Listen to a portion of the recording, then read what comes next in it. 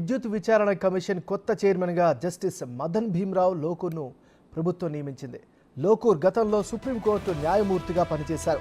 ఉమ్మడి ఆంధ్రప్రదేశ్ చీఫ్ జస్టిస్గా కూడా సేవలందించారు. విద్యుత్ విచారణ కమిషన్కు జస్టిస్ నరసింహారెడ్డి చైర్మన్గా ఉండేవారు. ఇటీవల ఆయన తప్పుకున్నారు. దీంతో జస్టిస్ లోకూర్ను ప్రభుత్వం నియమించింది.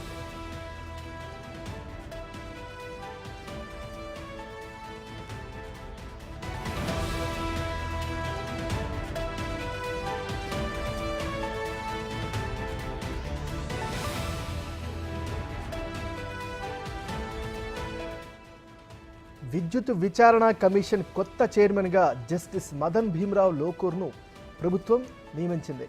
ఉమ్మడి ఆంధ్రప్రదేశ్ చీఫ్ జస్టిస్గా కూడా సేవలందించారు.